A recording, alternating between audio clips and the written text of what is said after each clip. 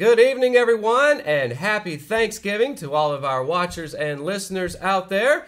This is, of course, the RO Sports Show, as always brought to you by First Health Orthopedics. I am your host, Matt Harrelson, and alongside with me tonight on the desk is Ross newcomer, Bran Fall. So, Bran, we really appreciate you hopping on the desk with us. It's great to be here. Thanks for having me. Absolutely, and happy Thanksgiving to you. Happy Thanksgiving to you as well. So, with it being Thanksgiving today, of course, Thanksgiving along with that, besides the turkey and getting stuffed and sitting around, part of that is watching football. Of course. Absolutely. Of course. So we're going to start with NFL tonight. And before we get to the Thanksgiving games, I know, well, first of all, one of the first things I asked you about when you and I spoke earlier was, in the NFL, who's your team? And much to my dismay, you said the Dallas Cowboys. That's right. Of course, me being a Redskins fan, as most of our watchers and listeners know.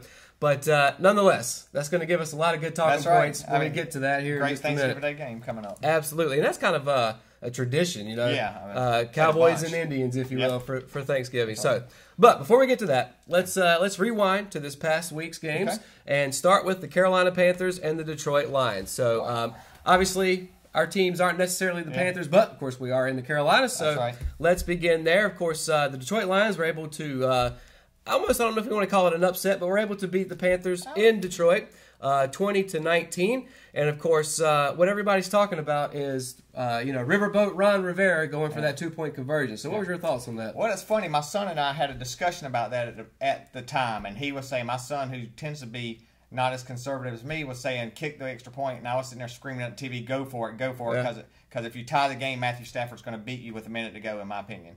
But it obviously didn't work out. So in hindsight, it's always 20/20. And then when they had to call a timeout and couldn't get the playoff, they were down with the one timeout. My son's sitting there screaming, kick the extra point. You'll never get the ball back if you don't. And, of course, he was right. They didn't convert, and rest is history. Yeah, and, it's easy with hindsight being 20/20 to look back and say, well, they should have at least tried to tie it up because maybe at that point, even if Gano misses it, you're still in the same seat that you were, going for the 2-point and failing. I think there's a mantra, and correct me if I'm wrong here, but usually if you're at home, you try to go for 2. If not, you try to be conservative. Go for the win at home. Yeah, the tie on the road. I think might be what it is. I think that's and so you got to respect Rivera. He's done a lot of good things, and hindsight, I was sitting there screaming, "Go for it," and I was wrong. So who knows? And taking a look at the stats here. So let's talk about that for a minute. Cam Newton. 357 yards. He threw the ball 37 times. He had 1 pick, but had 3 touchdowns. He had a really good game. And one of the things that we've talked about a lot on this show, dealing with the Panthers, up until the last, 2 or 3 games, Cam Newton was their #1 running back. Yeah, and I kept saying week after week, he needs to learn to stay in the pocket, throw it away if you need to. If you have to take a sack, sometimes do that because, you can say as well as anybody, Cam Newton running over and over, even as athletic and as big as he is, eventually that's going to come back to haunt him, isn't it? Yeah, another example that's Trubisky. I mean, he runs all the time. They say he's got the most running yards in the NFL other than Cam Newton, and he's out tomorrow because of his injury. I mean, you just can't take that kind of beating week in and week out. Yeah, absolutely. And with that being said, McCaffrey, who I think the Panthers were hoping would be their #1 back, is I feel like starting to become that. No touchdowns, but had 13 carries, 53 yards. They picked up most of the yards on offense through the air, though. Yeah, DJ Moore had a great game. Absolutely. 7 receptions, 157 yards, 1 touchdown. I'm going to ask you a question I asked Jeremy a lot. DJ Moore, they just drafted him out of Maryland to be the #1 guy. You think he's finally becoming that? I think he is. I mean, we were having this discussion, my wife, son and I and a friend of mine, Jay, were having this discussion during the game the other day, and I think DJ Moore every week shows improvement, and he's electrifying to me. He's already got a good rhythm with Cam going on, and I think he's nothing but upside for him. Yeah, and I feel like the Panthers have been looking for a #1 since Steve Smith left. Yeah, absolutely. I know they drafted Kelvin Benjamin. He kind of seems to be a bust. I know they were maybe hoping that Devin Funchess might be that guy when they let Benjamin go. He hasn't really worked out. So I know that Panther Nation is hoping that Moore could potentially be that guy. Another thing that I always bring up is Greg Olson's there. Dynamic tight end, probably going to be a Hall of Famer. He had 1 touchdown, only 2 receptions for 9 yards. But the fact, how much of a security blanket do you think he can be for Cam Newton in the red zone, particularly? Huge. I mean, before his injury last year, Cam relied on him all the time, and it seems like they haven't quite gotten that rhythm back since Olsen's come back this year. But Olsen's always been his favorite target. He had 3 straight years where he had 1,000 yards, and I don't think any tight end had ever done that up to that point. And so I think Olsen's still got some years left in him. So I think if they rely on him more, they're 6-4 right now. Yeah. So I think they're in good shape for the playoffs if he relies on his targets. And that's a great point. I'm going to piggyback off of that. By the way, the more Greg Olsen gets touches, the better for me. He's on my fantasy team. That's right, always. But talking about the playoffs and 6-4, it seems like this year the NFC's. I don't really know that there's the Rams are there, but other than that, it seems like everybody's kind of jumbled behind them. Of course, the Saints are there too. I should bring up the Saints. And personally, I think the NFC South is, if not the toughest division, one of the toughest. I agree. So even at 6-4, how good of odds do the Panthers have at getting into the playoffs? Because obviously they're going to be fighting for a wild card, you would think, right? I would think they're 3 games behind the Saints with 6 to play. Have they played the Saints yet? I don't think they have. No, they actually finished up out of their last 3 games. 2 of those are home and home against the Saints. I mean, anything could happen. They could get hot and beat the Saints, and they could win out and beat the Saints both games, and then you're talking. But realistically, you're probably talking wild card. It's tough to win 6 straight games in the NFL. Yeah. But I think they win 4 games down the stretch, go 4-2. I think they're in. I would agree with you. Although winning 2 against the Saints, Drew Brees and that offense, that's a tall order. It could be done, obviously. Crazier things have happened, but they're tough this year. I would like to see the Panthers get into the playoffs again, just because we live here in the Carolinas. Another team that I personally would like to get in the playoffs, you wouldn't so much, are the Redskins, and they are coming off a loss as well this week, losing 21-23 against the Texans. Obviously, the biggest news out of this game, though, was Alex Smith breaking 2 bones in his leg. And I don't know if you saw that, but it was a pretty horrific-looking injury. Actually, it's one of those things they say, don't watch this, and then, of course, when they say don't watch this, you click on it and watch it. And I'm old enough to remember the Theismann injury when it happened. And everybody kept talking about the Theismann injury, and I didn't see it happen live, so I was like, there's no way. But, man, it was so familiar to me seeing that. And, Theismann never played again. I hope Alex Smith does. Yeah. Whether you like the Redskins or don't, you don't want to see anybody that happen to anybody. And I like Alex Smith. I've always liked Alex Smith, even with his day in San Francisco. And but they're in a tough spot. I mean, they're going to have to win some games without him. And they got a good backup, Colt McCoy. He's actually beat Dallas before. I just don't know if he can carry the load for 6 games and on into the playoffs. That's tough. Yeah, it is tough. And I don't know if you know this, but somehow this shows you how crazy sports are. But that was actually, I can't remember the exact amount of years, but that was on the exact date that Theismann broke I didn't realize that until it was like 30 years or 33 years. Something like that. And, looking back, Theismann, they actually asked him about it, and I think he said that he had turned 35 at that point and never played again, as you mentioned. Alex Smith is 34. Yeah. Do you think maybe this is it for him? Well, my son and I were just talking about Alex Smith today. He's 13. We talk sports all the time. And he asked me that, and I said, well, I think, obviously, other than obviously being done this year, I mean, he could theoretically be out all next year because by the time he comes back, we'll be better than halfway through next year. Season, And so, at that point, he'll be 35. Who knows? Who knows how he'll recover. He looks to be in pretty good shape. Athletes are certainly different than they were 30 years ago. They play a little bit later, and so who knows? Certainly, he's got some mobility for an older quarterback, right? And I feel sure that'll diminish. So who knows? I don't know. It'd be tough to come back. He's towards the salary cap. I think he's got what they call dead money against his contract next year in the realm of like $17 million. Wow. So right now, I would probably bet against the Skins bringing him back, which means, of course, come draft time, they perhaps could be looking for another quarterback or maybe trying to make a trade. But with that being said, yes, Colt McCoy is going to be the starter, it seems like, going forward. They actually signed Mark Sanchez to be his backup. But let me ask you a question. I don't know how you feel about Colin Kaepernick outside of football, but inside of football, do you think maybe they should at least do the due diligence and give him a call? Absolutely. If you can play, you should play. Yeah. If he can help your team win. The Panthers proved that. They got a lot of negative press, some negative press when they signed Eric Reed, but he's been a benefit to that team. I think Kaepernick, if he can play, I don't know. The way I look at it is, as a football fan, what I want is for my team to win. Yep. And if that means signing someone, I understand that you're going to get the circus that comes around him, especially if you're the first team to bring him back. Kind of similar to Mike Vick back in the day. That's right. But as far as what happens on the field, I think he's probably better than Colt McCoy. I definitely think he's better than Mark Sanchez. Quite frankly, I think personally he's better than a third of the quarterbacks that start now. Yeah. That's just my preference. But I'm with you because I remember days when you put team above politics, and I feel like nowadays we've kind of gone the other way where it's politics over team. Yeah, and you hate to see that. I remember being a Cowboys fan from way back when the Cowboys signed Deion Sanders. I hated Deion Sanders, very polarizing player. If he didn't play for your team, you hated him. That's just the way he was, and it wasn't political. But the day the Cowboys signed Deion, I immediately was like, "Go Deion!" Yeah. The first time he high stepped down the sidelines and helped the Cowboys win a game, I was thrilled.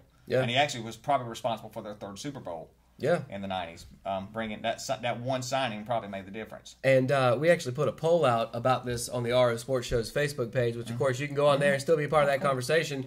But one person put, "Man, wouldn't that be ironic if Cap ends up in D.C. where he seems to be hated the most, playing right down the street from the White House, so to speak."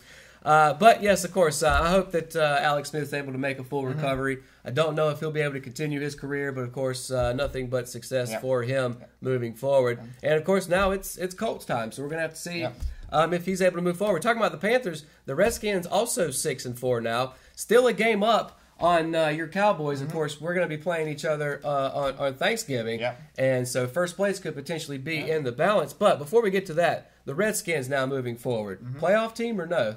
I would say, God, that's tough. If I had to guess right now, I think they've lost 2 out of 3, and unless they right the ship quickly with Colt McCoy, I'd have to lean towards no. Yeah. I hate to say that. Well, you're not going to hurt my feelings. And unfortunately, see, the difficult thing with being on the show is a lot of times you have to think with your head instead of your heart. Yeah. And right now, I've been a Skins fan for so long. I've sat through so many 7-9 seasons and 8-8 seasons, just missing the playoffs. Not good enough to make the playoffs, not bad enough to get a top draft pick. And I've been waiting all season for something to happen or us to lose to someone we're not supposed to lose to and start going back towards that. I'm afraid that's what we're seeing now with Smith being hurt. It's going to be another, 8-8 season. Perhaps that's good enough to still get you in the playoffs. Yeah, I was going to say, the one thing they've got going for them is that 8-8 could win the NFC East. Yep. Yeah, it seems like it's kind of a down across the board, including the Eagles, who seem to have a hangover. Shockingly bad. Yeah, so but we see that sometimes, Super Bowl hangover. Not so much from the Pats, but other teams seem to fall fate to that. One of their players criticized their teammates this week for that. He said he sees a lack of effort. Yeah. And it might have been Jenkins. I'm not sure who it was. I remember reading that one day this week. Absolutely. So let's get to those Thanksgiving games. So starting today, 12:30 p.m., the first game is going to be Bears versus Lions. So great traditional game. Absolutely. Another two teams that seems like they've played on Thanksgiving every day since Thanksgiving started. Yes, that's right. So let's just jump right into it. What do you expect to see? Who do you think is going to win? Well, it's in Detroit. It is in Detroit. I think I read today Trubisky's not playing. Yep. Lions coming off that tough game against the Panthers. Good victory for them. They did. I think their running back got hurt, didn't he? Johnson. Kerryon did. Yeah. I think he's going to be out. But I still like Detroit in this game. Matthew Stafford's tough at home. Yes, he is. I'm going to agree with what you're saying, but however, I'm going to take the Bears. And I know it's in Detroit, but the Bears, even without Trubisky, the defense to me is going to be the difference. Khalil Mack has completely changed. Oh gosh, he is incredible. Absolutely, and turned them into one of the best defenses in the league. You could probably make a case for the best. Of course, the Rams may have something to say about that. Yeah, but yeah, I think that I'm not even sure. I hope you're right on that. I'm sure. Yeah. Do you know who's backing up Trubisky now for them? His name is Chase Daniel. I think I don't know a lot about him. They signed their practice squad quarterback up to their roster today to fill in to be the backup, so it's almost a sure thing Trubisky's not playing. But they did say it's not severe. They said if it was a Sunday game, he would probably play, but because it's just a 4-day turnaround, he'll be out. Gotcha, and obviously he's the franchise, so you don't want to press that, even in a year when you're winning. Yeah. Chase Daniels, I don't know much about him in the NFL. I know he came out of Missouri. I know the Chiefs drafted him. He's kind of bounced around. I think as far as comparing quarterbacks, obviously Stafford is the better of the two. But I think that Bears defense is going to be the difference. Especially your point on Mack is just a great point. Because Mack's a beast. I mean, That's a great pickup for them. Yeah, and if Kerryon's not able to play, which it doesn't sound like he's going to today, that leaves it to Theo Riddick, who's been okay, and then LeGarrette Blount, who's just absolutely disappeared. Yeah. So barely gets in the game, it seems like. Absolutely. It's one or two touches tops, it seems like. All right, next game up today is 4:30. Obviously, the big one in our books, Redskins versus Cowboys in Dallas. Who you got? I got to go with the Cowboys. Even if I didn't believe that, I'd probably say it. I pick them to win every week, which means I'm absolutely awful on my picks this year. Yeah, But I'm trying to think with my head and not my heart. The Cooper, although his stats are not eye popping, ever since they signed him, Ezekiel Elliott's taken off. Yeah. And the guard that got hurt, Connor Williams, I really like him, but they got this big guy, Xavier. I forgot his last name, but they just signed. I had never even heard of him, and he's been around the league for a while. But he's a lot bigger than Connor Williams, and since he got in the lineup, they're blocking better. I don't know if it's by coincidence or if it's the fact that people aren't coming in and stacking the box. Yeah. With Amari Cooper in the game now. So, yeah. But the Redskins, I'm telling you, you can throw records, rosters, everything out the window when it comes to Cowboys-Redskins every year. Unfortunately, I'm going to have to agree with you. Oh, wow. I think the Cowboys are going to win. Now, obviously, here I'm pulling for the Skins, but up here, I think the Cowboys are going to win, which is crazy a little bit to me because I had almost written off you guys a few weeks ago. So had all of us. Yeah. How much of it? I know Cooper's only been there for just a few weeks, but after they moved on from Dez, some people would have said that was a mistake. Some might not have. In the beginning. So how important was it for them to go out and find another number one, like you said, to take pressure off of Ezekiel? Oh yeah, they tried this number one by committee thing, which was just I think they would admit it now privately that was an awful decision. They got a lot of nice pieces. But none of those guys are number one, and just having Cooper, who's a threat, and he's only 24. I mean, so I was thrilled with giving up a number one pick, but if he pans out, he's worth a number one pick. Absolutely. So. And I'm with you. I like Alex Smith. I didn't necessarily think personally. First of all, I thought we should have tried to keep Kirk Cousins because between the two, I like Kirk more than Alex. I thought he was a younger version of Alex Smith. Exactly. But Colt McCoy, I think, is going to be a step down from Alex Smith. I mean, that's why he's the backup. And then Adrian Peterson this year seems like he's defied the laws of time. Love Adrian Peterson. I do too. I'm just afraid at some point he's going to hit a wall. I mean, I know the man's like a machine, but at some point your body's just going to give out. Yeah. And I'm starting to wonder if maybe we're starting to see his numbers starting to dip a little bit as we get further into the season. Yeah, he didn't have a great game last week. Right. But I don't know if that was more because of the quarterback injury and people stacked the box or decline. But Peterson's just been incredible for a long time. And like you said, at some point, once running backs get past 30, you just seem to see at some point they hit that wall and you never know when it's coming. And I hope not for as much as I don't pull for the Redskins. I've always been a Peterson fan. I hope not for his sake. Right. I'd love to see him play another couple of years. Yeah. As would I, as long as he can keep up that high level. Yeah. But again, I'm going to have to take the Cowboys because I think they're going to stack the box, and they're going to say, Colt, you're going to beat us, and it's going to be a matter of whether he can spread it out to Jordan Reed or Jordan Reed's a nice player. Josh Doxson or whoever it's going to be. So, and then finally, the last game on the Thanksgiving slate, 8:20 p.m., Falcons versus Saints, which could have some implications if you're a Panthers fan for sure. Saints have been killing it this year. The Falcons seem like they're starting to maybe get a little resurgence, but who are you taking? Saints all the way. I don't see anybody stopping them right now. Yeah. It just doesn't seem to matter who Drew Brees throws the ball to. No. They're always open. Yeah. Always open. And we've seen as far as wide receivers, like they traded away Brandon Cooks, and it's like, oh no, who's he going to throw to? Well, Michael Thomas is going to have a 1,000-yard season. It doesn't seem to matter. Yeah. I mean, Drew Brees is just unbelievable to me. I remember when his days in San Diego, when San Diego couldn't wait to get rid of him, and the Saints signed him. Nobody could have dreamed he would play this long and this well. Yeah, nobody absolutely. Could have dreamed it. Of course, that's one of the rare times where it worked out well for both teams. That's right. That's right. Philip Rivers is a nice prize. Yeah, and I think what's helping the Saints is, look, as long as Breeze has been there, they've always been able to throw the ball around, have a great offense. Breeze just grinds up defenses. Yeah. But now their young defense, I think, is starting to improve year after year. Do you think that's going to be the difference as well? Yeah, I think their defense. The year they won the Super Bowl, they had a good defense. But there were some years there where they could score a lot, but they'd get outscored. Right. And you're right, their defense is a lot better this year. And I think I think if anybody can slow down Julio, maybe they can. Julio needs to have a huge game for them to have a chance. And Matt Ryan's a great quarterback. Yeah. I just don't see him. I just don't see him being able to keep up with the Saints. He'll score some, but yeah, that to me that's the thing. A lot of times when you have high-powered offenses like this, it's whose defense is going to step up first. And I think you're right. I think it'll be the Saints.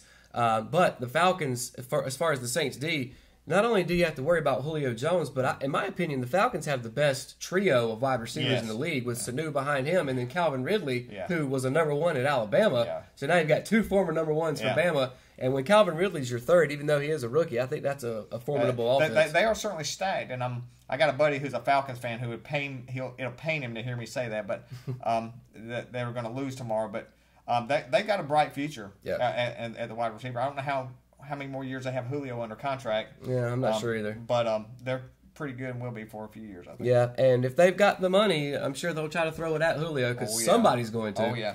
And then finally, let's wrap up the NFL with a game that's actually on Sunday, but of course, Panther fans everywhere around here. Panthers heading to Seattle to take on the Seahawks Sunday at 1 p.m. Who you got? Tough spot for the Panthers to play, but they've lost a couple tough games. I'm going to go with my heart a little bit here and say the Panthers are going to bounce back and win. Seahawks defense is not quite as good as it has been. Russell Wilson's having a great year, but I think the Panthers will find a way to get this done. I don't know how. I agree with you 100%. I know Seattle's the 12th man, but this isn't, you just said it perfectly, this isn't the same Seattle defense that won a Super Bowl and we've seen in the past 5-10 years. Legion of Boom is no more, in my opinion. So with that being said, I think the Panthers probably a little pissed off, quite frankly, about how they lost that game to Detroit. Going to bounce back. I think we'll see another big game from Cam. I think if they ever need, still a good defense for Seattle, though. I think if they ever need to put Cam in the pocket and stay there, it's against Seattle's defense. That's right. And then, so that's the recipe, I think, as we mentioned earlier, is feed McCaffrey. You still got Cameron Artis-Payne back there. Feed him, too. That's right. And hopefully DJ Moore is able to get open and they're able to get a victory on Sunday. I hope so. All right, Brand, really appreciate it. Of course, you're not going anywhere. We're going to make you stick around towards the end of the show when we do our big impacts and our love it or hate it. But for now, we really appreciate you joining us. And we're going to take a commercial break for the first time tonight. When we come back, we're going to go backwards to college football, look at last week's picks, take a look at this upcoming week's picks, and also the college football playoff, all that and more when we come back to the RO Sports Show. Hayden Construction has 2 new homes under construction at 2 distinct locations. 125 Crystal Court in Carolina Hills and on Robberdale School Road. Both feature incredible floor plans and distinct features inside and out. Hayden Construction, quality, value, and beauty. Call Jamie Smart at 910-331-5811 or Nicole Hayden at 910-995-0717 today to schedule an appointment. Exit Realty, making dreams a reality. At Richmond County Hospice, we strive to provide high-quality care to our patients and their families. Whether it's the incredible hospitality at the Haven House or from the comfort of your own home, you can count on Hospice to be there for you. We also offer monthly grief support groups, and our chaplain will be there to hold your hand in prayer. Through our amazing staff and our volunteers, Hospice has made difficult times easier for our community. Call the number on your screen if you feel that you or your loved one may benefit from our services. Richmond County Hospice. Peace, comfort, dignity. And welcome back to the RO Sports Show, as always brought to you by First Health Orthopedics. And again, we appreciate Brand for hopping on the desk with us. And he's not done yet. We'll see him later on in the show. But joining me on the desk is Ross regular Russell Parker. So let's take a look at last week's picks. Do we have to? I do believe that I have caught up with you just a little bit. Now, let's just go ahead and say it. You've got 64 points.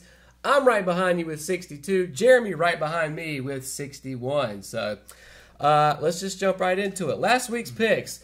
Of course, Syracuse coming in ranked, having a really good season. Going to Notre Dame, who was number 3 in the country. All 3 of us, though, had the right pick. We all took the Fighting Irish. Yeah, I think it was a no-brainer that Notre Dame was going to win this one here. I was actually a little impressed with Syracuse, but Notre Dame was also going to win that game. To be honest with you, I was thinking Syracuse has had Eric Dungey's a really good quarterback. They've had a really high-powered offense this year. They only scored 3 points. Like, what happened? And I know it was in Yankee Stadium, but it was in the state of New York. Mm-hmm. So they should have shown up a little bit better than only 3 points. But it kind of goes to show you, is Notre Dame the real deal? Yeah, for now. For now? All right. By the way, shout out to Dexter Williams. Really good running back for the Fighting Irish. Moving on, up next, West Virginia coming in. They were ranked high as well, number 9 actually. Went to OK State and lost at the last second, and all 3 of us had the Mountaineers. What do you think about this one? I'd say it was kind of an upset. I really thought West Virginia was going to win this game with some ease. At least in my book, it would have been an upset. But this is an upset. So Oklahoma State is still saying that, hey, we're here. But the more the Big 12 continues to beat up on each other like this, especially with no defense available for them, they're going to hurt themselves even more as they go along. With them losing, and Texas kind of a little farther back in the rankings, it's basically Oklahoma or a bust for the Big 12, isn't it? And, I think I mentioned last week when we were making predictions for this, I said it's the Big 12. Nobody's going to play defense. It's going to be the last team to score. It's kind of what we saw. Will Grier had a decent game, but Oklahoma State able to get the W. So, moving on. Up next, we had a ACC matchup. Boston College, who came in ranked 17th against an unranked and down team in Florida State. And what do you know? You and Jeremy both took BC, and old Matty over here took the Seminoles, and I was correct. Another upset there as well. I thought BC was going to have this one in the bag. Just the way Florida State's play this year has been just terrible, and same as last year. Maybe this win gives them some momentum going forward, though. I mean, they're playing Florida next week or in the future here, so I don't know if that's going to last very much longer. Perhaps it could give them some momentum. Perhaps it has something to do with my upset alert next week. I'll get to that here momentarily. But I kept trying to tell you guys, look, Florida State still has talent. It is a top 10 school in the country talent-wise. BC, I think, maybe a little overrated. They're basically they're running back, and that's about it. Mm-hmm. And I just kept saying, man, look, don't give up on Florida State. Yes, they're not winning any titles this year, but they're still going to get a bowl. And I think that this was proof that Florida State, perhaps in the future, even with Willie Taggart there, getting used to his system, could become formidable again. We'll have to wait and see on that. Moving forward, let's see, we got another Big 12 matchup. Iowa State was coming in ranked 22nd against number 19 Texas at the time. Texas Longhorns able to get that win. Russell, you took the Cyclones, though. Yeah, I did, and I kind of just went on that one just to be kind of there, just trying to give you guys a chance, and obviously just be different. Out. Yeah. And obviously, Texas won. Texas is not a bad team this year, but they're not a good team. They're just right there floating around the middle, and like you said earlier, Oklahoma is their best hope for any playoff contention. Correct. Texas is nowhere near that. And looking at the current top 25, West Virginia ranked 13th. They're 8-2. Texas literally right behind them at 14, ranked 8-3. So Oklahoma's sitting in the 6th spot still. So yeah, I mean, I think it's we'll have to wait and see who Oklahoma plays, whether it be the Mountaineers or the Longhorns. But right now, if Oklahoma gets upset, Big 12's out. They got no shot. Definitely, yeah. And then finally, Miami and Virginia Tech. Now, as I mentioned last week, if you'd have looked at this game at the start of the season, this would have been perhaps one of the biggest games of the season. As it turns out, Virginia Tech is under 500. Miami got over 500 because they won this ball game. Jeremy, though, the only one that took the Hurricanes. You and I took the Hokies. Yeah, like you said, I don't know what they're really expecting in this game. It's kind of a coin toss on who you could pick on this one, and unfortunately, our odds were not in our favor on this one. So, yep, we took the wrong odds, didn't we? The wrong 50-50. And then to run through last week's Locked In real quick, I had Auburn over Liberty. Of course, they had no trouble there. Jeremy took Michigan over Indiana. Michigan, not really any trouble there as well. And then you had Alabama over the Citadel. And look, man, I got to bring this up. I got to bring this up. Look, you guys ended up putting up 55 points on them. But that's not even the half of it. But at halftime, it was tied 10-10. What the H, man? I mean, it's like Nick Saban always says. He said this prior to the game: don't take any team lightly. And the Citadel, they were coming in like they were expecting to win this game. So I'll give Citadel props. They're a military school for one. So and they what? know how to have dedication. And, they had no business being on the field with Bama. They shouldn't even be close to being tied at 10-10 at halftime. That's halfway through the game, Russell. Maybe Alabama's just going easy on me anyways. And say, hey, now you know dang well that Nick Saban did not do that. Let me ask you this. Obviously, Bama's not gonna drop really, but do you think maybe they lost a few style points, if anything? I don't think so. I mean, anybody can win on any given night. Anything Russell, can happen at any Russell, given minute. it's the Citadel, man. It's not. It is the It's Citadel. not Auburn. It's not LSU. Right. But this here just proves you wrong. What? Anything can happen. All right. But again, this isn't UMBC beating Virginia in the NCAA tournament. This is the Citadel. Almost. Their best player wouldn't make Bama's team, and you know that.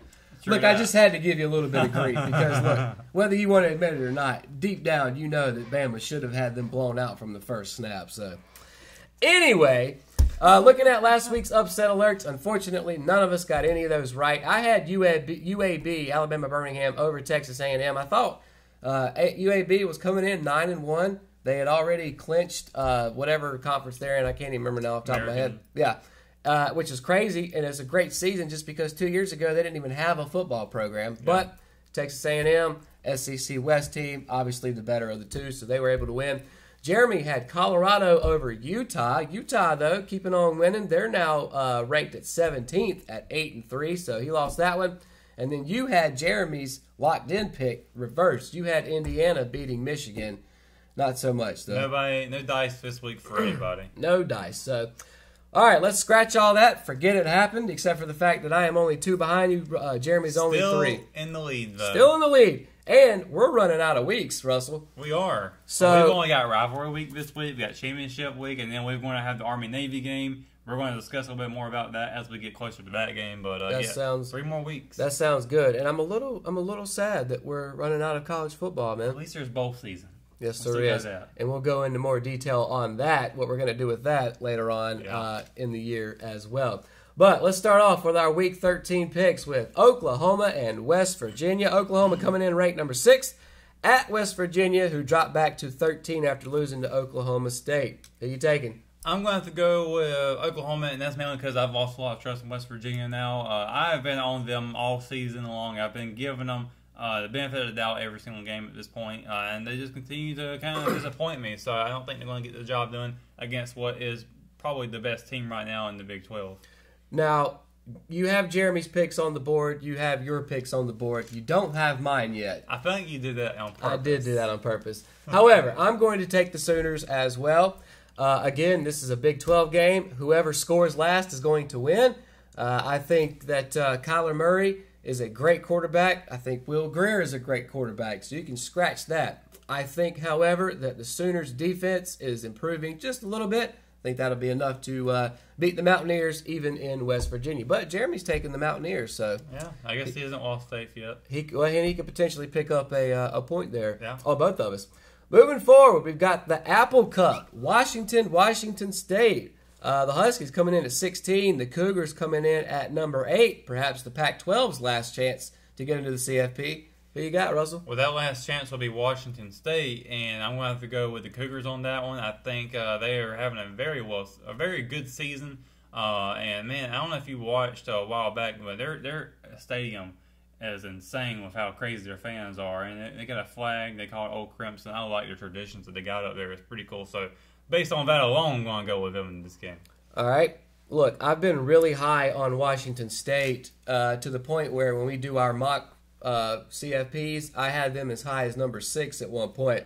But I want to see a little chaos. And the Cougars have a really good quarterback in Gardner Minshew, but so do the Huskies. Jake Browning's been a 4-year starter. You've got Myles Gaskins in the backfield. I know it's in Washington State. I'm taking the Huskies to maybe a mild upset here. So what you're really hoping for is more SEC and ACC and Big Ten. I'm not necessarily hoping for that because we're going to get to that here in a minute too. I'm hoping for some chaos though. Moving forward, probably the biggest game this weekend is going to be number 4 Michigan heading to the Buckeye State to play number 10 Ohio State. Who you got? I'm going to go with the Wolverines on this one. Michigan. More chaos time. I'm taking the Buckeyes at home.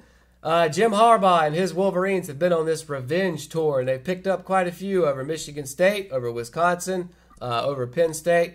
The buck runs out here, no pun intended. They do not get revenge on Urban Meyer. I think the Buckeyes win, even putting more murky water into the CFP playoff. Well, it sounds like you're trying to get UCF in the playoffs. Maybe I am. We'll have to wait and see. Moving forward, number 7 LSU traveling to College Station to take on Texas A&M. Number 22 and the 12th man. Who you got? I'm going to have to go with LSU on this one. I think a win here will be momentous for them against the Aggies. By the way, I do want to mention, I forgot, Jeremy picked the Wolverines as well. I guess Yeah. he's like you, still on the Jim Harbaugh bandwagon. It's a good bandwagon to be on. But as far as LSU, A&M, I'm also going to take the Tigers. Again, I know it's in College Station. Having home field advantage is not everything, though. I think LSU has the better of the two teams. I think they have the much better of the two defenses. And they want to get some revenge back on what happened after the Alabama game. Yeah, and Joe Burrow, really good quarterback for LSU. Probably the best one they've had in quite some time. And then finally, I know one that you're anticipating, Auburn heading down to Tuscaloosa to take on number 1 Alabama. Now, this is a rivalry game. Yes, it is. Iron Bowl. Oh, yes. Auburn a little down, but what do you think? They got a shot? They're playing Legitimately got a shot. Not I'm a huge Bama fan. They're They playing got a this shot. game in Tuscaloosa. Alabama is playing some of the best football they've played in a while. Yes, tied at 10-10. And I say that coming off of I know you just brought it, but Yeah. based off of past season, this is one of their better seasons. Sure, for it sure. is. Yeah, it is. Auburn is not having a great season at all, given the fact that they've been mediocre against some teams that they should have beaten. And they have beaten some of them, but some of them they haven't. And it's just, I don't know. I just don't think they're really happy right now. A lot of their fans are really upset with Gus Malzahn. I think they want him to go ahead and get out of town. Alabama's got this one in the bag. I feel like we've been hearing Gus Malzahn's job is up for like 5 years now, and he's still there, and he keeps surprising us. And some of the ways he's done that is by upsetting Alabama in just this type of scenario. I mean, as long as Auburn continues to focus on that, I guess he does have a job, but they need to focus on the bigger picture, which is national championships. Plus, Auburn has a decent quarterback in Jarrett Stidham, former Baylor transfer. Auburn has a decent running game and has a good defense. They do. I mean, But- the SEC always do. Before you mark that X for me under the Tigers, come on, man. I'm taking the Crimson Tide, and All right, head it down. there's no other way that this can go. Alabama is playing better than anyone in the country except maybe Clemson, and I feel like you've got 1A, 1B, and then number 2 is just light years away. Whoever that is, whether it be Notre Dame, Michigan, Georgia, take your pick at that point. I think it'll be a good game up until the end of the first quarter. So let me get this straight. You think that Auburn is not going to play Alabama as tough as the Citadel did? I want to get this on the record. I guess that would mean that Citadel's a better team than Auburn. Okay. Well, you're just saying that because you don't like the War Eagle. All right. So we both got Bama on that. Here's what I didn't tell you about. I want to throw an extra one out there that we're not going to count. NC State at UNC, 12:20 on Saturday. Who are you taking? I'm going to go to Wolfpack on that one. Yeah, you're you, probably- You can't go if you want to see on this game. I'm sorry for your Tar Heels. You're this probably season. right. They're the better of the two teams, but I keep saying it, man. Tar Heels, please pick up another win. I know they beat Western Carolina, but that's whatever. You can win this game. It's at home. It's a rivalry game. You can throw the records out. I see you shaking your head. They've scored points. Can their defense stop Where they Ryan playing it Finley at? from scoring points? Is that NC State? No, it's in Raleigh? Chapel Hill. Chapel Hill. Yeah. Okay, I'll give them more idea. You don't think it'll be a blowout? No, it'll be a good game though. All right. Lo, who you got for locked in this week? I've got Florida over Florida State. All right. I'm taking Clemson over South Carolina. Clemson number 2. Again, it's in Columbia. South Carolina ain't got nothing for Clemson. They're just like Alabama, in my opinion. They're going to blow through South Carolina. Jeremy is taking Georgia over Georgia Tech. That, I don't know. I feel like that one could be a little sketchy. It's in Georgia Tech, and that triple offense that Paul Johnson runs, you just don't see it that much. Now, I know Georgia sees it once a year, but it can be tough to defend. Do you think Georgia Tech maybe has any kind of shot here? I don't think so. I mean, Georgia Tech is a decent team, but I mean they're definitely not the best that ACC has to offer. No, they always And seem to be middle of the road, but it's that offense that's so tough to scheme for, though. I mean, this could be a game that jumps out of Georgia, but I just don't think it's going to happen. I think Georgia's still trying to lick their wounds from the LSU game, but I think Georgia could still get this one here done without too much of a problem. Yeah, I think ultimately Georgia will win that game. I'm just curious if maybe they may have some trouble, at least at the beginning, trying to figure out who's got the ball on any given play, and that's the magic of that triple option. And then our upset alerts for this week. You're taking ECU over Cincinnati. Go Pirates! All right, Cincinnati was just ranked nationally a and week they were ago. at Cincinnati. They're going to be at Cincinnati, so that's even bigger of That an would. upset. What was the odds on that one? Like 90-10? 93% Yeah. was in the favor of Cincinnati. They're actually 9-1. I think ECU 3-7. So I mean, obviously, That would be a huge upset. it would be. I hate to say it, but I probably wouldn't be expecting to pick that one up. For Jeremy, he's got Boston College upsetting Syracuse. That was probably a little bit closer number-wise. Syracuse would be the favorite because I think they're still ranked, aren't they? They are. They're 20th. BC fell out. My upset is actually you're locked in. Oh, really? I'm taking Florida State over number 11, Florida. Again, I believe this one's at Florida State. Mm-hmm. So they're not going to be in the swamp. Now, obviously, they're not that far apart from each other in the state. But with the way the Florida State's been playing this season, you might see more Gator fans out there. You could. But I think Florida State, coming off of that win over Boston College, maybe their team feels like we've got a little momentum going. Florida, to me, I don't know, man. I'm still not sold on Florida for some reason. I don't think they're that great of a team, but I think they're definitely good enough to beat Florida State. Well, see, I think the opposite. I think they're a good team, but I think they're beatable. So I'm just going to go with that. And then finally, our big men on campus. Who you got this week? I have Jordan Taylor, the running back from Wisconsin. Jonathan Taylor, sorry. He's running back from Wisconsin. They defeated Purdue 47-44. It wasn't that close of it was a close game. But he got 33 carries, 321 yards. I mean, that was almost a first down for every single run. So, and 3 touchdowns added on to it. So, a great day for Wisconsin. He definitely carried the load, no pun intended. And I think that was an overtime win. So, they needed every bit of that 300 and whatever it was yards that they got him from. My big man on campus is the quarterback for UCF, Mackenzie Milton. Now, if you look at the numbers, they're not astronomical, which is what we usually do in this little segment. 268 yards, 3 touchdowns. But what happened with that win over Cincinnati is UCF bumped up into the top 10 in the CFP. What? They are now number 9, which, quite frankly, I never thought they would have got up that far. And they clinched the AAC's East Division.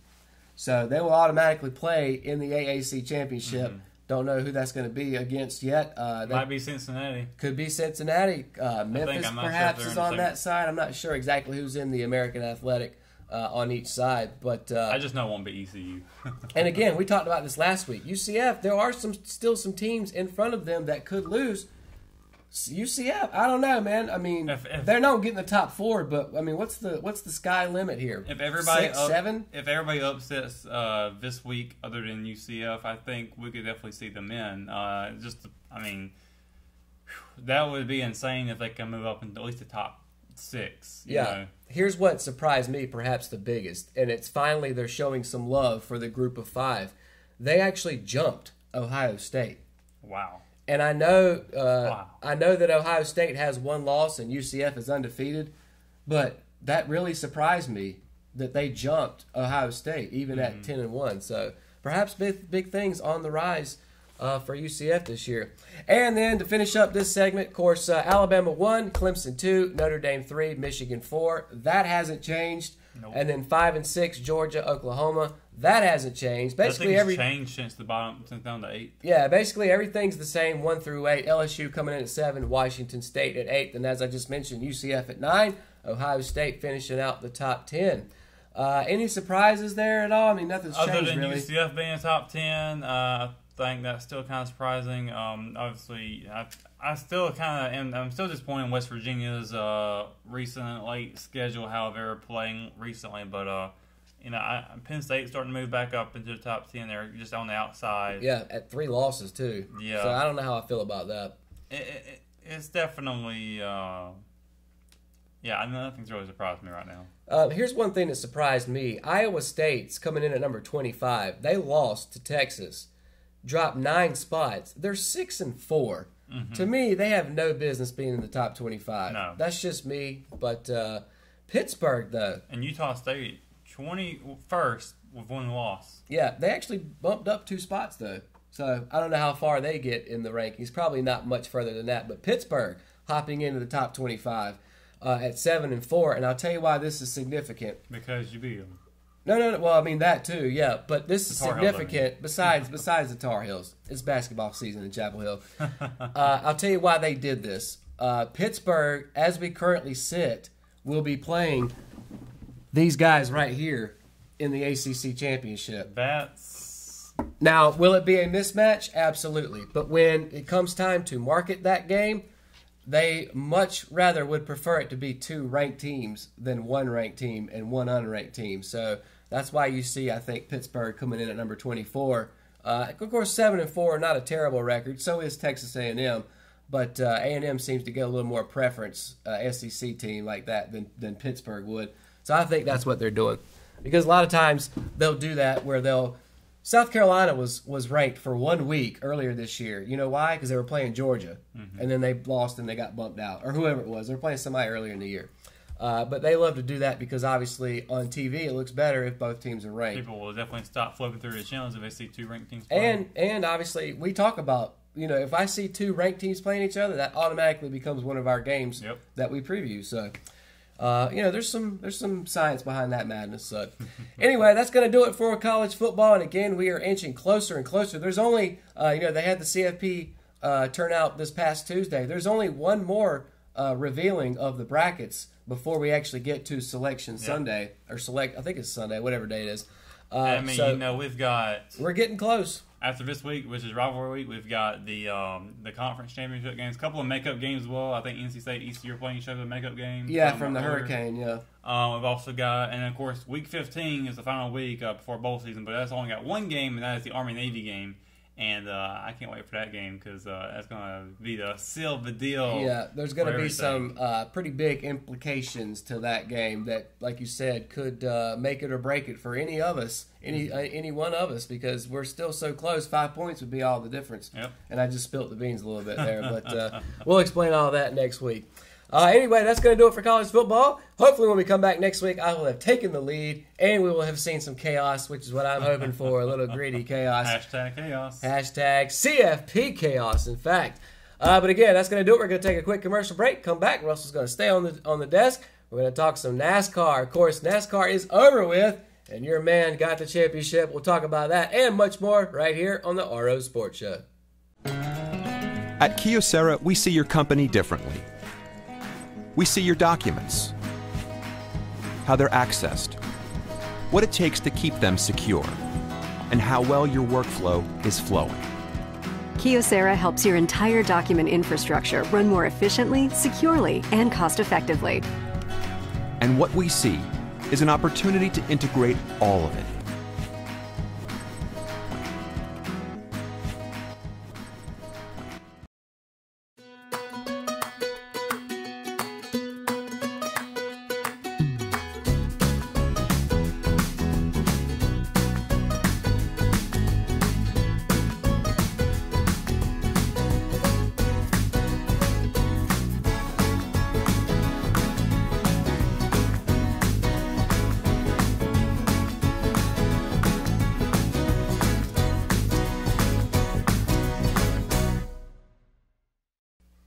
Welcome back to the RO Sports Show, as always, brought to you by First Health Orthopedics.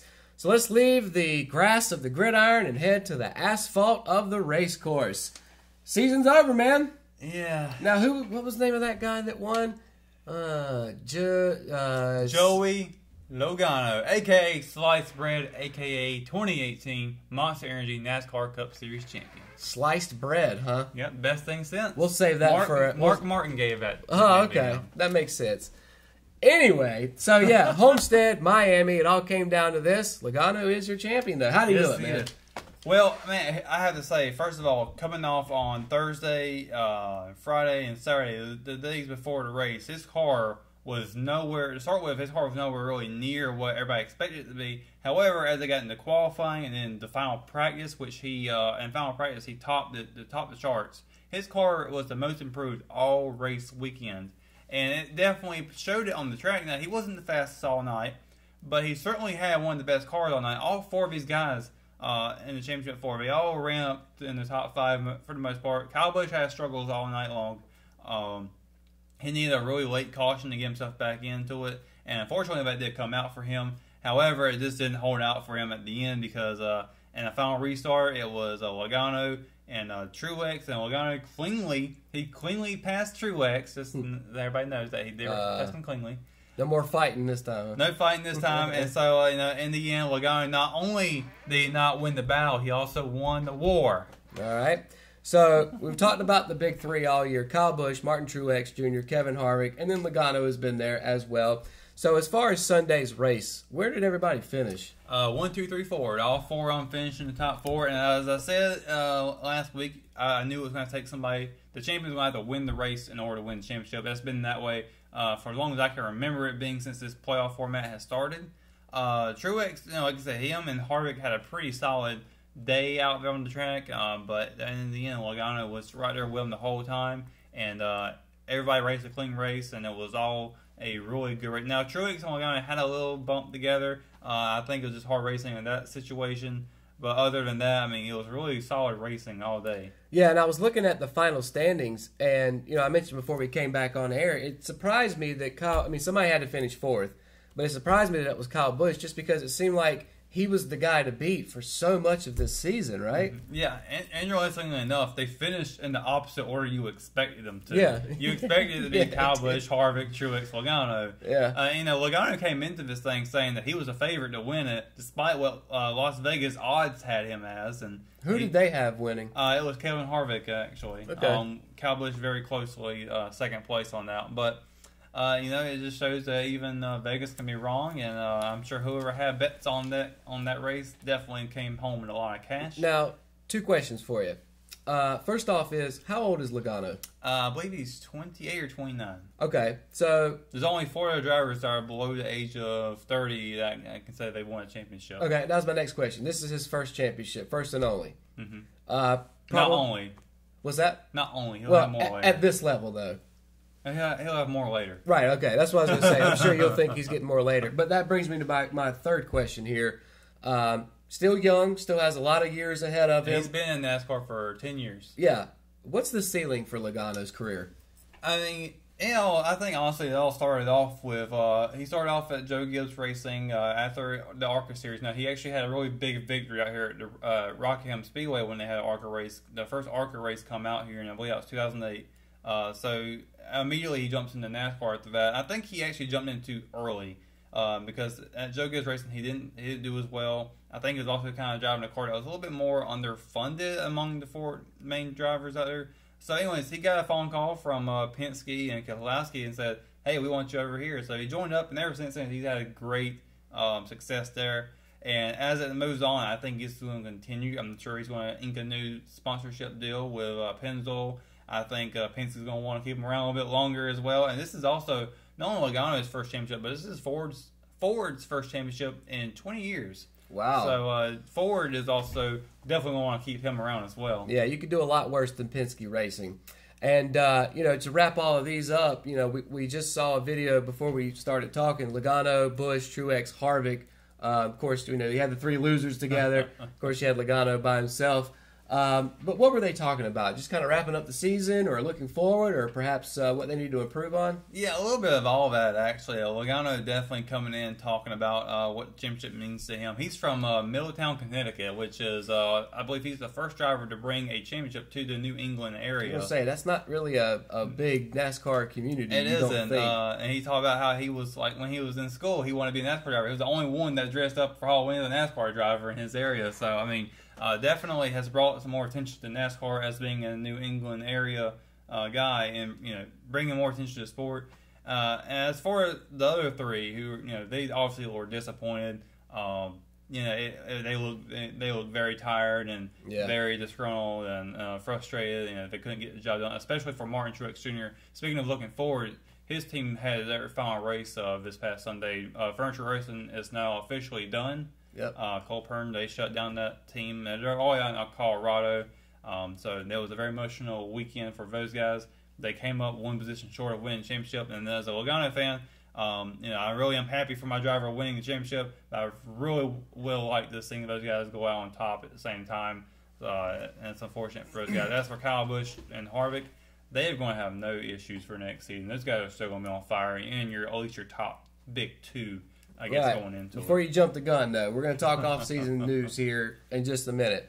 But let's finish up the championship series. Let's move down to the truck series. So what did we see from the truck series? Well, we seen you get one of these Yes, I picks did. right. Finally. Brett Moffitt is Moffitt with the dub. He is your champion. A very young guy as well. And, of course... I think he's like 27, 28, something like that. Yeah, very, very young driver. And beating out Noah Gragson. Johnny Slaughter, who was an experienced guy. My pick actually finished 4th out of the 4 drivers.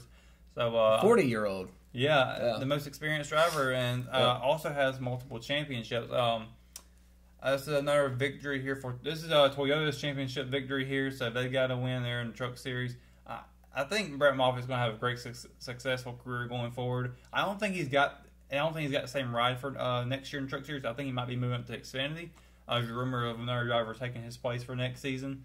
So I think Brett Moffitt's going to be going on and doing some great things here very soon in NASCAR. That was going to be my next question. How often do guys jump from the Truck Series to Xfinity, or Truck Series perhaps to the Monster Energy Series?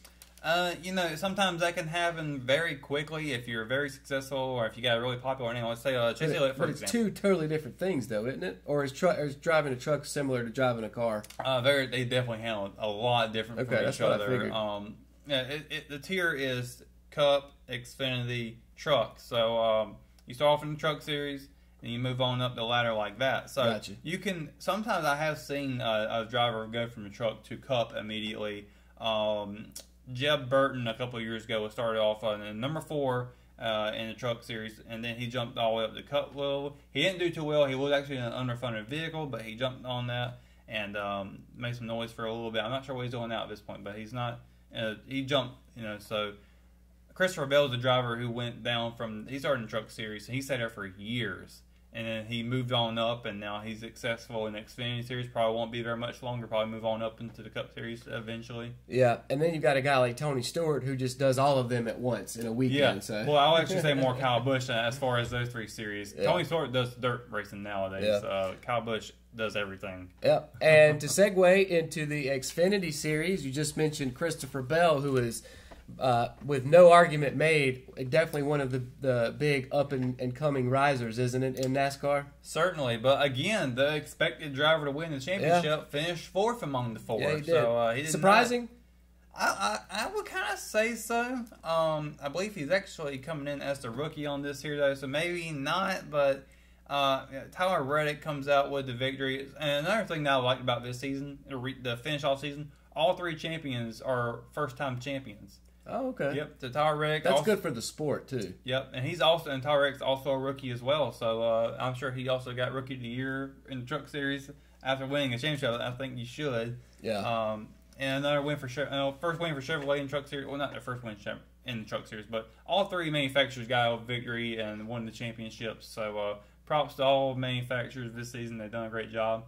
And for it to be the Xfinity Series, I never realized this, but a name that's like really sticking out to be at number 5 is Elliott Sadler. Yep. And just me as a casual NASCAR fan, I know who that is. How long has he been racing in this all year? Now he's a distant 5th, but he's still 5th. Yeah. Well, as far as being 5th, he finished the highest out of all the drivers who could have gone. Who qualified up to 5th. I mean, you can't go any higher than 5th because there's a championship 4 race for the championship. So obviously he's the best one outside the 4. I mean, he's been around the block, right? He has, and this was his final season. He's retiring. Oh, okay. Yep. So this was his final year. He raced for Junior Motorsports for a couple of seasons with them, and he'll be moving on to, I guess, retirement. Well, congratulations to Elliott Sadler. So that's his off-season news. So besides that, you were kind of getting into it a little bit a minute ago. How far is Daytona from now, roughly? Between 80 days, something like that? Yeah, between 80 and 85 days, I think, right now. It's in February, right? Yep. Which seems like a long time from now, but it is absolutely not. About 3 months. So, do you expect to see anything change between now and then? Anything new coming to the sport? Who do you expect to be the man next year? Well, or as we saw this year, the men. I think you're going to still see Kevin Harvick and Kyle Busch be your top guys to beat week in, week out. I actually think Truex will still be there. I don't know how much of his team is moving from Furniture to Joe Gibbs in that 19 team. I really. By the way, do they have a sponsor yet? I believe they do. I'm not quite sure on that because Eris is going to go with wherever Daniel Suarez goes, I believe. Okay. So and right now, of course, Truex does not have Fire Iron Energy, or he might still have Bass Pro Shops. I can't quite remember off the top of my head. But yeah, looking forward, I think they could still potentially be a good team moving forward. Another one who kind of jumps out at me might actually be the 24 car, William Byron. He's going to have Chad Knaus, who was formerly Jimmy Johnson's crew chief. He's going to be crew chief for the 24 car of his season, or of his coming up season 2019. So I'm going to keep my eye on that 24 team, seeing how they do, because Chad Knaus, he's the brain behind Jimmy Johnson's 7-time champions. Which let's talk about Jimmy now that we're going into the off season. I want to segue to that. Yeah, next year, his last one. What do you think? I mean, whole new crew. You know, new sponsorship, new crew chief coming in. Could you make a case that maybe because of that being a major factor, he should just hang it up now? I mean, what else does he have to prove? I don't know if it's really anything about proving other than just being out there saying, "Hey, I can still do this." And it could very well be his last season. He hasn't made any announcements yet. Maybe he'll do it in the off season. But I know he's inked a deal with a sponsorship, so he's got to at least go through with that. Yeah, I don't think Jimmy finding a sponsor will ever be a problem as long as he's in the sport. But I say this, though. I think he's going to start off the season next year with a bang. I think he's going to win the Daytona 500. And I'll give you a reason why, or two reasons why. In the past, when Richard Petty did not have a great season, he went through a winless season. The next season coming up, that Daytona 500, he won it. Dale Earnhardt also had a winless season. That coming up, he won a Daytona 500. It was that 1987, I think, is what you told me or had written down. Well, that's a good Jimmy enough Johnson, reason. Yeah. winless season. Next season, Daytona 500. Yeah, champ. and just like in sports, like anything else, history can sometimes repeat itself. So yeah, well, you know what? You took my final question out of my mouth. I was going to see if I could get an early prediction from you for the Daytona next year. So you think Jimmy's going to be the man? I think so. I think he's going to go out there and have a good race all season, all race. As long as he doesn't have any bad luck. Usually Daytona has been giving him a lot of bad luck lately. So maybe he'll scrape by that and get it out of the way and start off the season with a bang. All right. Well, there you have it. NASCAR is officially over for this year. So between now and February, we'll have to start getting geared up, no pun intended, for the Daytona 500, which is basically the Super Bowl for NASCAR, right? Yeah, well, it's funny you say that because, right after the Super Bowl, it's all about NASCAR, which becomes, we saw it the biggest race of the year, pretty much. Yeah, y'all start with the Super Bowl of your sport instead of ending with it. But just real quick, final thoughts on this season. I think this is one of the best seasons we've had in probably the past 10 years.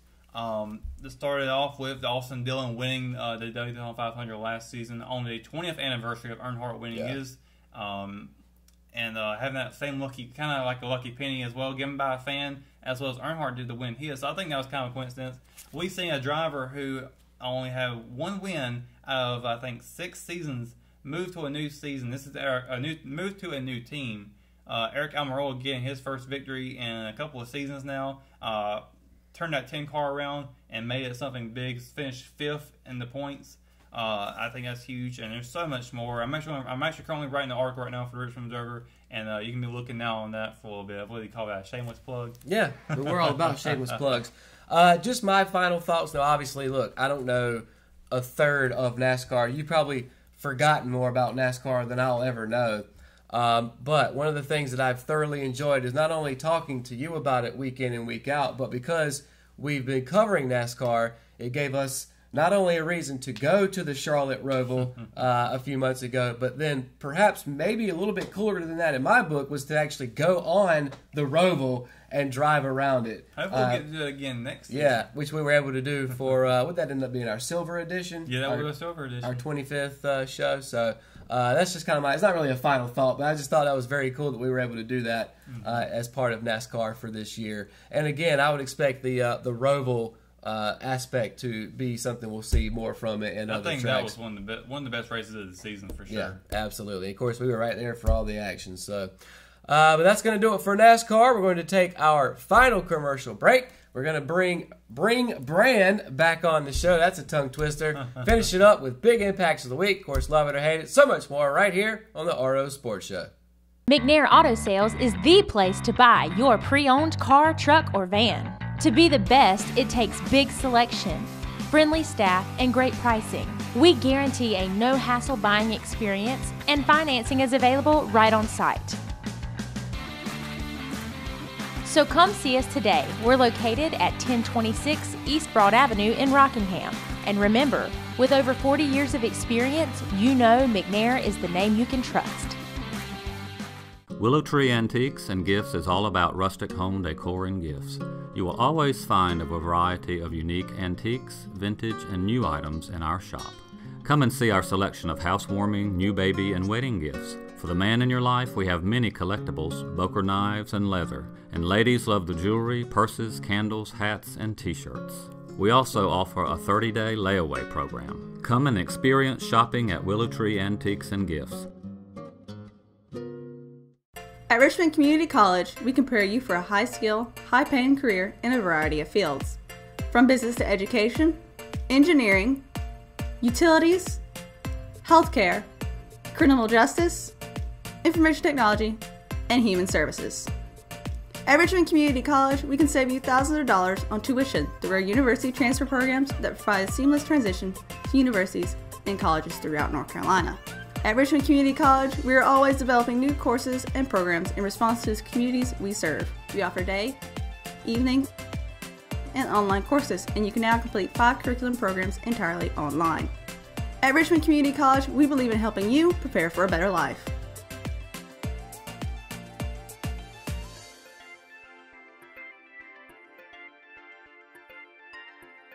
Richmond Community College. Local college, big impact.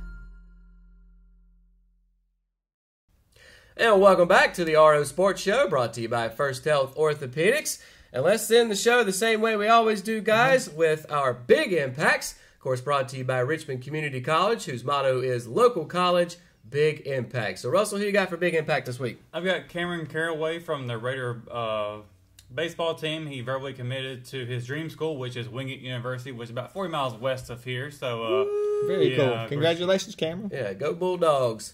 So that's obviously a big impact. What about you, Brady? You want to get in on the action? Well, yeah, I saw today where Johnny Venters won National League Comeback Player of the Year. I'm a Braves fan, and he was out of baseball since 2012, I believe it was, with 3 Tommy John surgeries and another elbow surgery, and was actually out of baseball, and the Tampa Rays signed him this past year, and he's about halfway through the year they traded him to the Braves, and he's back with Atlanta. Yep. And got National League Comeback Player of the Year. A great story, in my opinion. Yeah, that's awesome. And you're a Braves fan? Me too. You're going to fit in just fine here.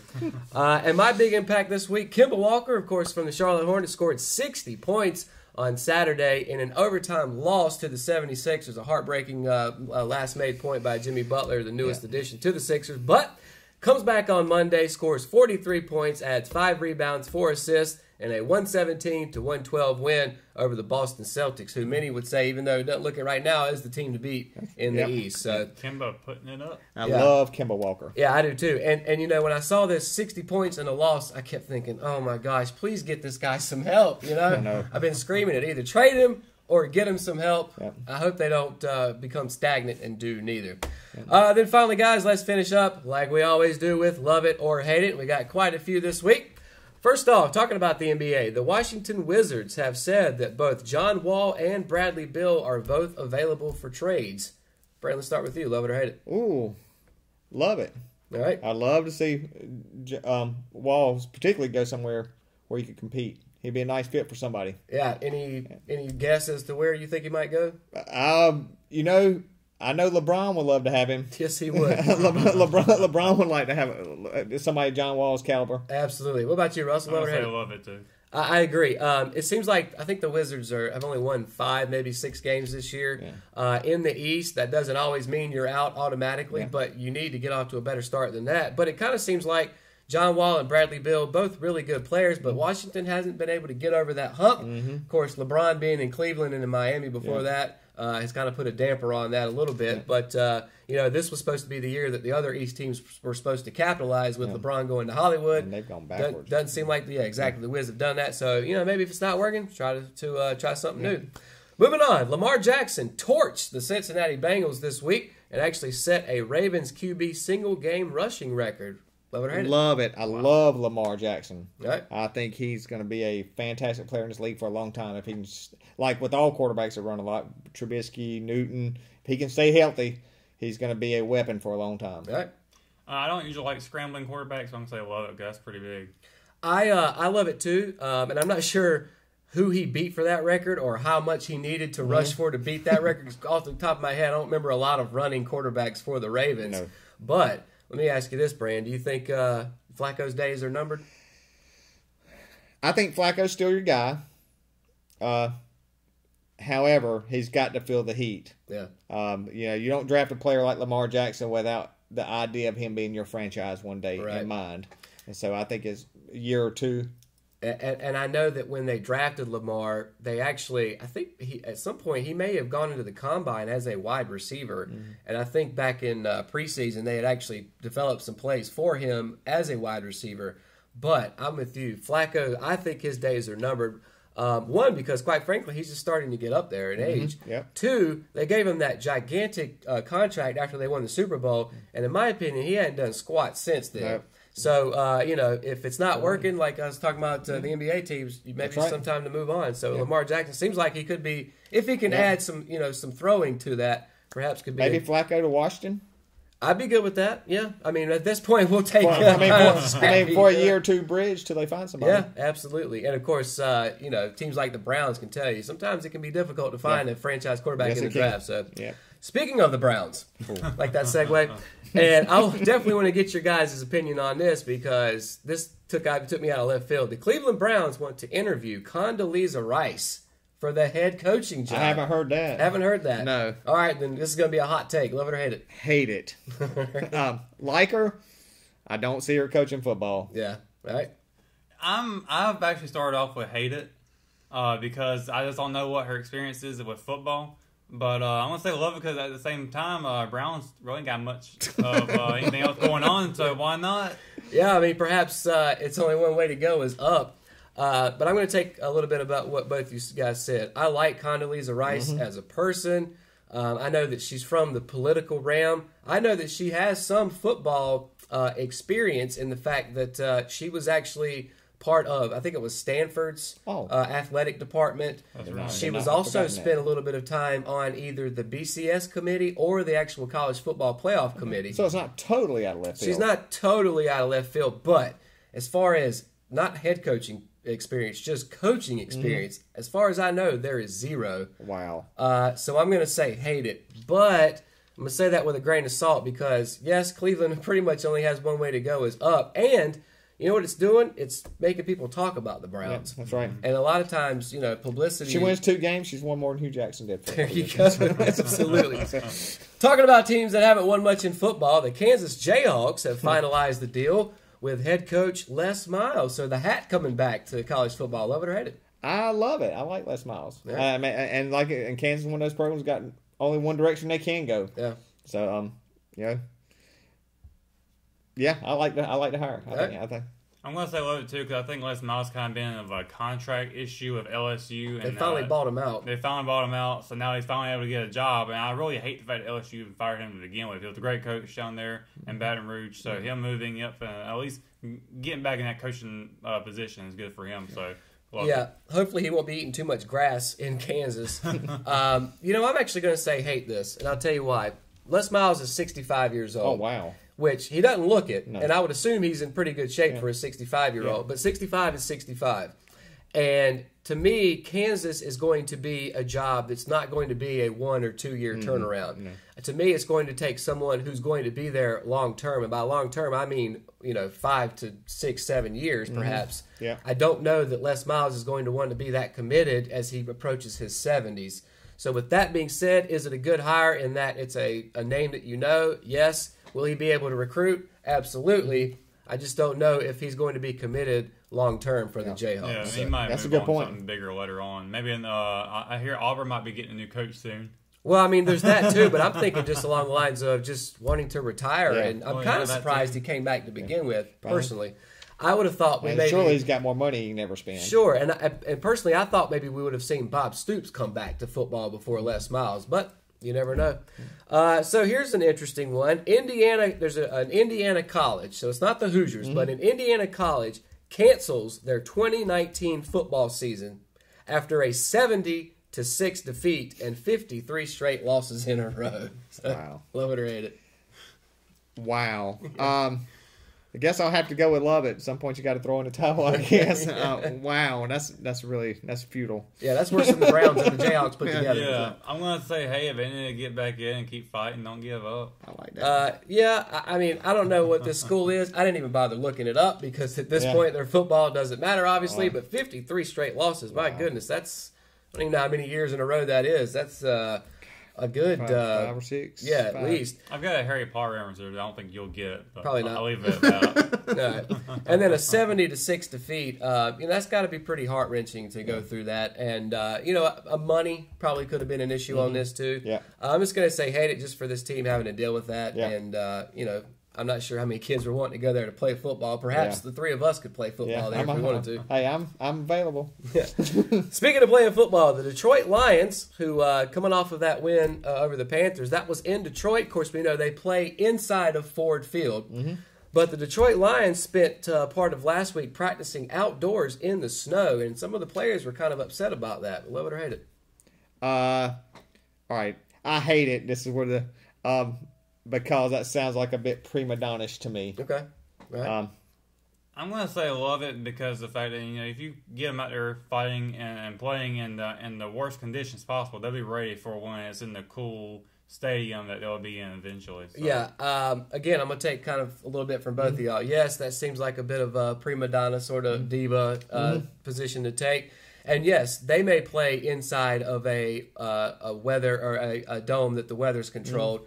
But they also play in the NFC North, where you have to go to Lambeau, you have to go to Soldier Field, which are obviously outside. Yeah. Now, I know Minnesota just got a dome too, but those are still two places where you could potentially play in harsh conditions in the snow. You might as well know what it feels like to play in it and practice in it. Yeah, so. I agree. I hate the fact they were complaining about it. Yeah, absolutely.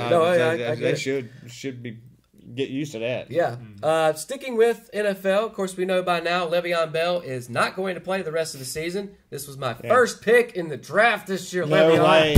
Oh, my God. I've gotten 0 points from him, so I'm a little upset. Hope your However, next guy was good. I do get where he's coming from, being a running back who's starting. I think he's 25. He knows that 30 years age is the limit, and he's trying to get his money while he can. Yeah. Personally, I got no problem with that. But once his teammates found out that he wasn't going to come back, his Steelers teammates raided his locker room. They raided his locker, took everything, his cleats, all kinds of stuff. Love it or hate it. I think that's an awesome story. I get where Le'Veon. My first reaction when I heard that was to criticize him. That being said, we just saw the guy in Seattle, the safety, come back, Earl Thomas. Yeah. Didn't want to come back, got hurt. Now he's may or may not ever get that last big contract. Right. And it's easy to sit here and say, well, how much money's enough, but whatever he makes on that next contract will be what carries him the rest of his life. Exactly. And so I get where he's coming from, but I think it's a great story about him raiding his locker. I think it's funny. All right. Yeah, I love that too. I mean, hey, take it.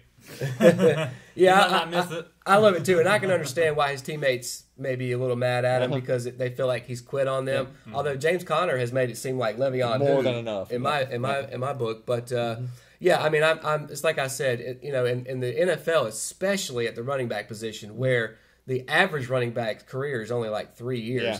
If you're one of the top dogs, you've got to get that money while you can. That's right. And if you have to, look, his agent found a loophole in the CBA. That's not his fault. They just worked their magic, and he got away with it. And I would imagine we're going to see more of that as we move forward with other free agents. So, baseball is going to return to the Olympics in 2020. Love it or hate it? Love it. I did not know that. Right. I had not heard it, and I love baseball. I'm a baseball geek, and I love it. All right. Absolutely love it. Okay. I'm going to say hate it. Okay. And I'll tell you what. We're not going to see any of the guys that we know playing in this because it's going to be in the Summer Olympics. That's the best thing about it, though. But I can tell you right now, I hope they don't send Freddie Freeman to Japan to play because I don't want him getting hurt in the Olympics. Yeah. So it'll basically be replacement players. Yeah, college guys. Now, will we get to see some talent from other countries like Japan, over to the Dominican Republic, those kind of guys? Yes. But as far as seeing, it's not going to be like the NBA in the Olympics where you see all the top guys come. That's my only beef with it. Yeah. And overall, I'm happy to see baseball come back. I wish they never got rid of it.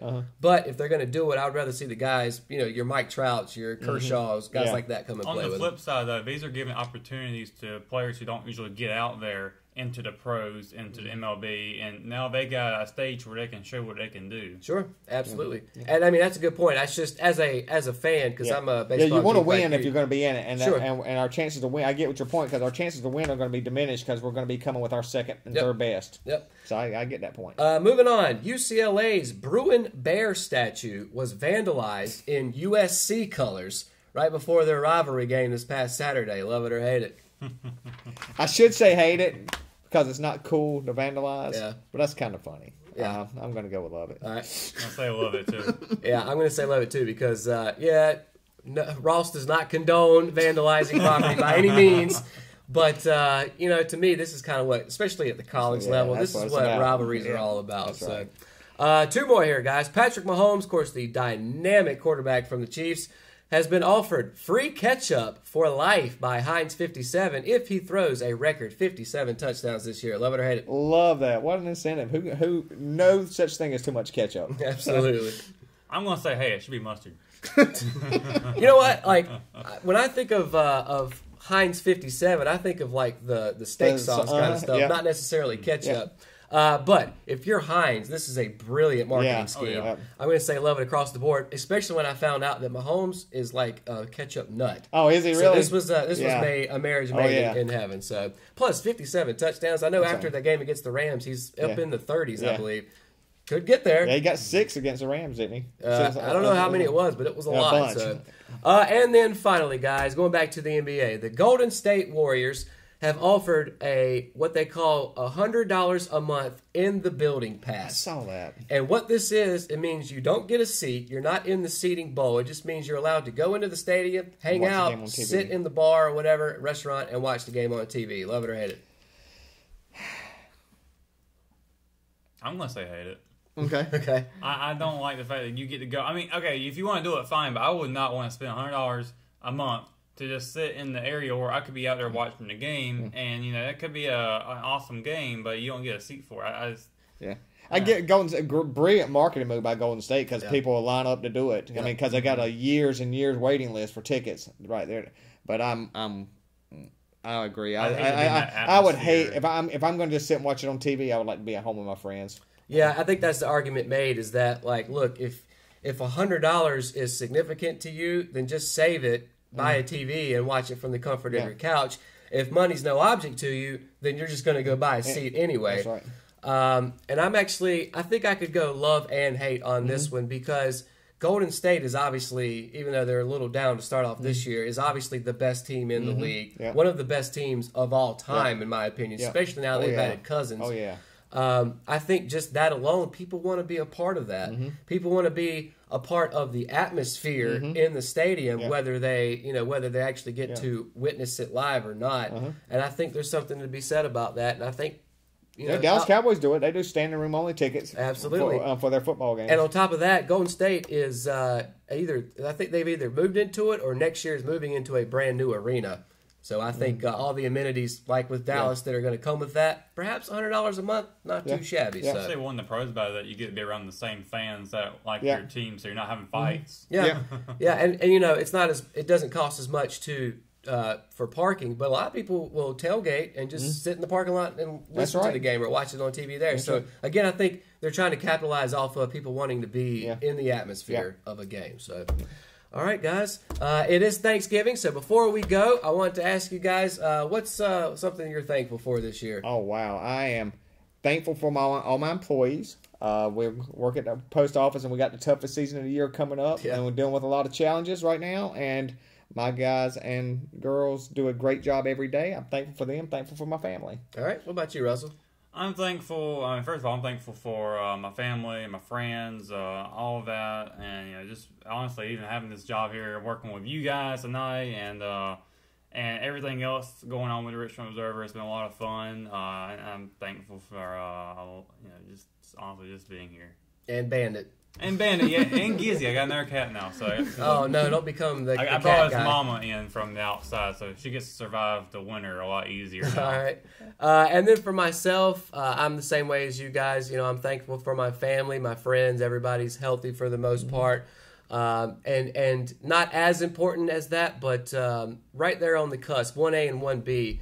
And I mentioned this on Live at 5 yesterday. Is I'm grateful and thankful to be a part of this company and to see where we started a little over a year ago and to see where we are now and to be a part of that company and watch it go from the ground up and to be able to be a part of that and be a part of the building process to me is just really cool. Yeah. I don't know another way to describe it. Yeah. And for us to be able to do things the way we want to do it in the same time, yes, if we fail, it's on us. But I don't think we will, and I think eventually, if we do well, then we can also take credit for that. Yeah. I've been there since like the very first day of Live at 5, and seeing how we integrated GMS and now RO Sports Show, and just the way we expanded. Honestly, I think we're going to get bigger as we go along. Yeah. I agree. Yeah, being on the outside looking in, the community loves you guys. I mean, they are just it's like the talk of the community. Everybody loves the local touch.